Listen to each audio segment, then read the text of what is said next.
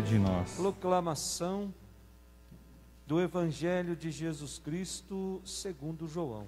Glória a vós, Senhor.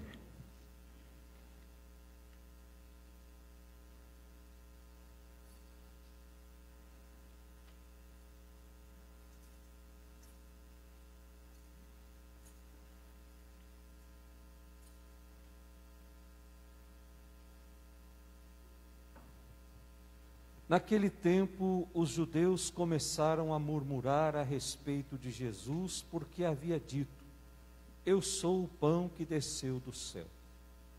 Eles comentavam: não é este Jesus, o filho de José? Não conhecemos seu pai e sua mãe? Como então pode dizer que desceu do céu? Jesus respondeu: não murmureis entre vós. Ninguém pode vir a mim, se o Pai que me enviou não o atrair. E eu o ressuscitarei no último dia. Está escrito nos profetas: todos serão discípulos de Deus.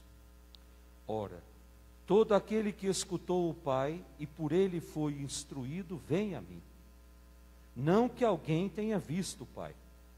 Só aquele que vem de junto de Deus viu o Pai. Em verdade vos digo: quem crer possui a vida eterna. Eu sou o pão da vida. Os vossos pais comeram o maná no deserto e, no entanto, morreram. Eis aqui o pão que desce do céu. Quem dele comer nunca morrerá. Eu sou o pão vivo descido do céu. Quem comer deste pão viverá eternamente. E o pão que eu darei é a minha carne dada para a vida do mundo. Palavra da salvação. Glória a vós, Senhor.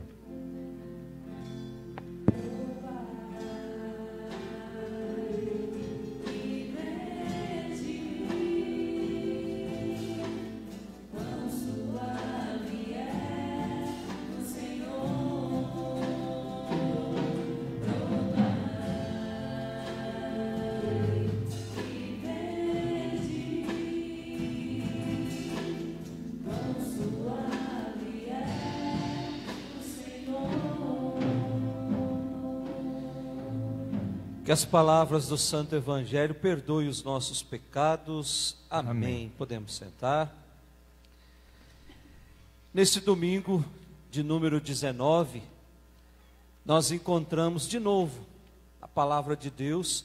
Deus muito preocupado em satisfazer a necessidade do homem. Deus muito preocupado em oferecer um pão que permanece para a vida inteira, que vai até a vida eterna. E essa preocupação nós vamos encontrar nessas três leituras que nós acabamos de ler. Primeira leitura, tirada do livro dos Reis, capítulo 19.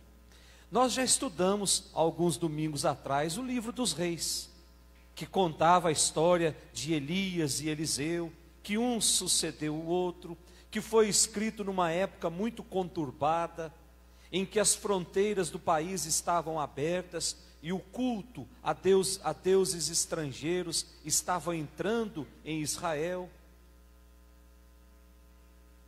Tudo isso favorecido pelo rei Acabe, que cultuava junto com a sua esposa o deus Baal. Então Elias e Eliseu surgem exatamente para defender a fé no Deus único, no Deus verdadeiro, dizendo que o coração do homem não pode, dentro do coração do homem não pode existir nenhuma dúvida. E aí o profeta Elias, ele desafia os profetas do Deus falso, do Deus Baal, para um grande duelo, lá no Monte Carmelo. Nós vamos ver essa história lá no capítulo 18 do livro dos Reis. E desse duelo cumula com a morte de 400 profetas do Deus Baal, do Deus falso. E após a morte desses profetas, o rei Acabe, junto com a sua esposa, juram morte a Elias. E Elias precisa fugir para não ser morto. E aí ele entra deserto adentro. E aí nós temos essa primeira leitura que nós acabamos de ler, que apresenta um profeta deprimido, um profeta que está solitário, um profeta que não foi compreendido, um profeta que falhou em sua missão, um profeta que se vê num beco sem saída, e está com medo, e quer desistir de tudo, e lá no versículo 4, ele pede que Deus lhe tire a vida. Olha só onde chegou a vida do profeta Elias, versículo 4 da nossa primeira leitura. Nós não estamos com folheto ainda, né? A partir do domingo que vem, todo mundo vai ter folheto de novo. Mas, versículo 4 diz o seguinte: Elias entrou deserto adentro e caminhou o dia todo. Sentou-se finalmente debaixo de um junípero e pediu para si a morte, dizendo: agora basta, Senhor, tira minha vida.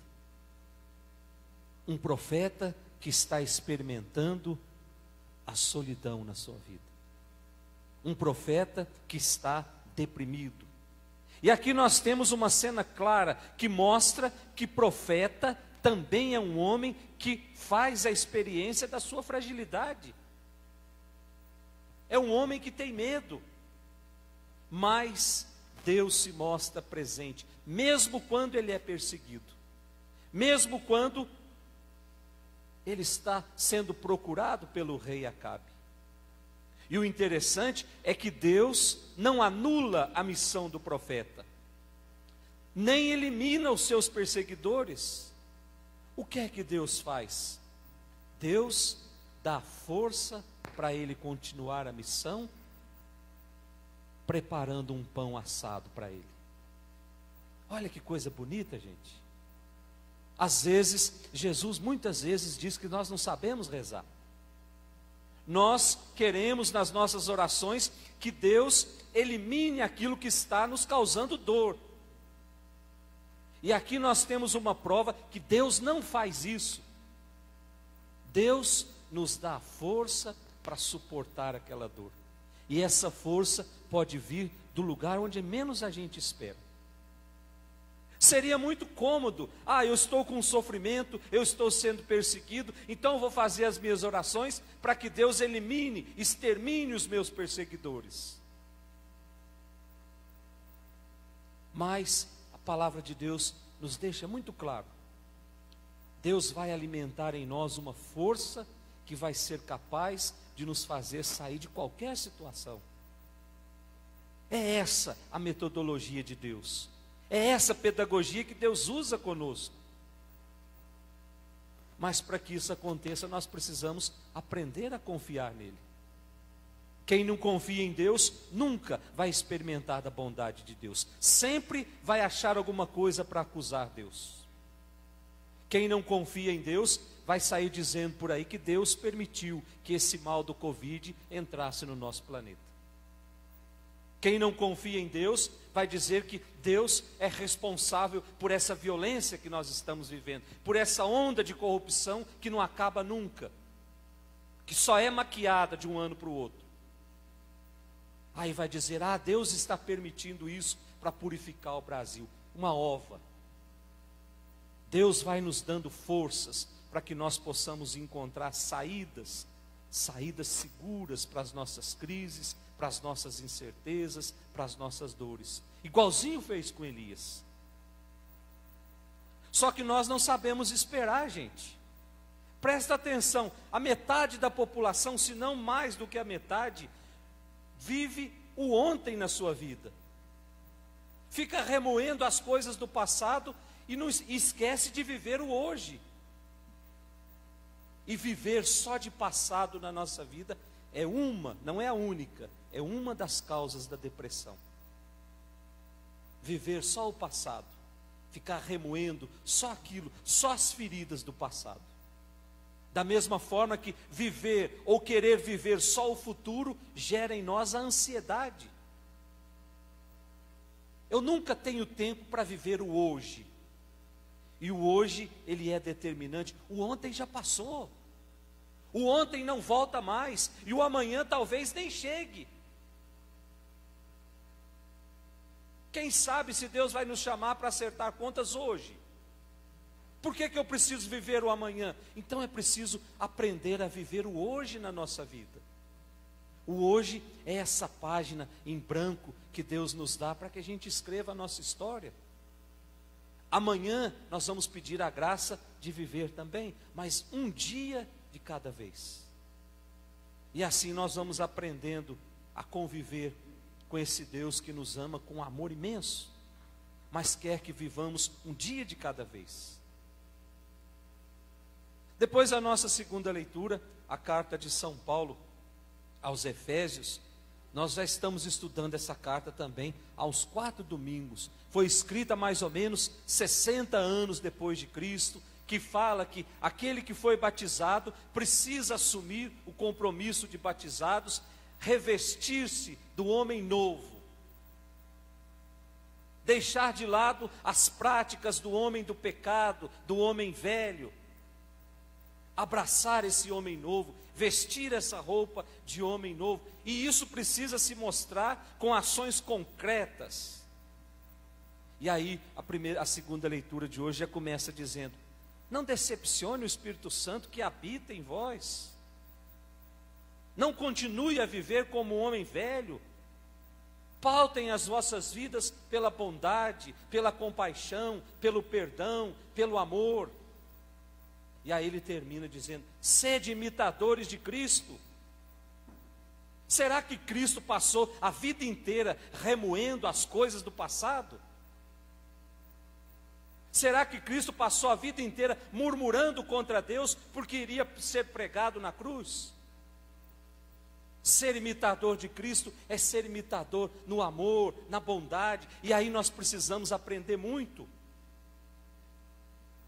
Porque nós temos uma semente do encardido no nosso coração, que se nós não cuidarmos, essa semente, ela vai criar tantas raízes, que nós vamos agir igualzinho o encardido nesse mundo. Desejando mal para o outro, fazendo fofoca atrás de fofoca. Essa semente do mal, ela precisa ser arrancada, e às vezes, nós precisamos de alguém que diga para nós: olha, você está no caminho errado. Não é assim que funcionam as coisas, não. Isso é ser caridoso com o irmão, ajudá-lo a tirar o ódio que existe no seu coração, ajudar a tirar a mágoa, o desejo de vingança.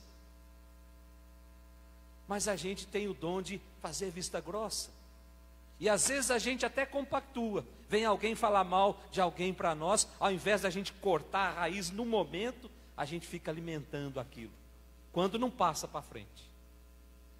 É essa semente que precisa, senão nós nunca vamos ser imitadores de Cristo.